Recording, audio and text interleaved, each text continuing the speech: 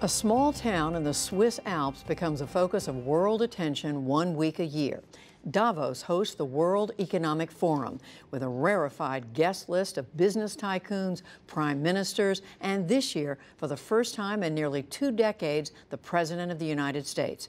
Special correspondent Ryan Chilcote is there for us and has our look at this most alpine of summits. The heaviest snowfall in 2 decades, 6 feet dropped on the Swiss Alps in less than a week, didn't stop the World Economic Forum from getting underway. No, the main challenge for many of the 3,000 movers, shakers, scribes, and gawkers, just getting here. No, never seen anything like this before. It's a bit of a struggle. I didn't even bring snow boots, so I'm trying not to fall. This year's official theme is creating a shared future in a fractured world. Klaus Schwab is the forum's founder, now in its 48th year.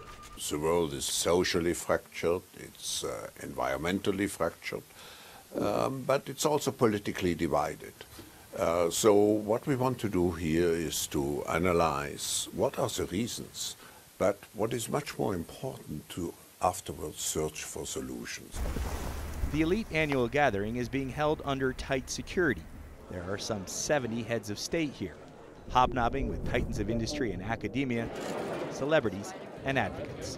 There's really nothing quite like it. In my first hour here, I bumped into the head of one of the world's largest jewelry companies, an entrepreneur starting his own cryptocurrency, and the head of a Brazilian biotech firm.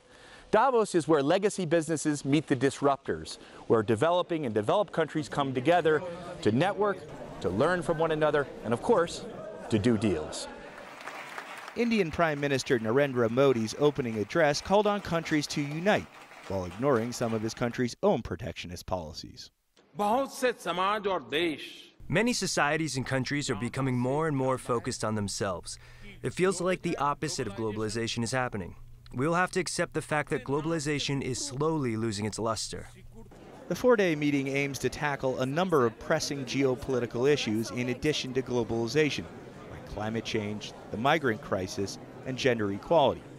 Canada's Prime Minister, Justin Trudeau. We need to have a critical discussion on women's rights, equality, and the power dynamics of gender. Global inequality is another major topic, said Christine Lagarde, the managing director of the International Monetary Fund. There are still too many people who are left out of that recovery and acceleration of growth. The week's most anticipated speaker is perhaps its unlikeliest. President Trump will be rubbing elbows with the very same folks he berated on the campaign trail. This wave of globalization has wiped out totally our middle class. It's the first time a sitting U.S. president has attended the forum since Bill Clinton in 2000. Mr. Trump is bringing much of his team here. Top White House advisors previewed the trip yesterday and were asked, in essence, why he's going to a forum that goes against his America First agenda. Economic advisor Gary Cohn. America First is not America alone. The president is going to Davos to speak to world leaders about investing in the United States, moving businesses to the United States, hiring American workers. President Trump won't be welcomed by everyone. Protesters routinely blast the invitation-only conference, arguing it's an unabashed celebration of capitalism gone awry. We've been protesting all the years now against the World Economic Forum, and if Trump comes or not, we don't care.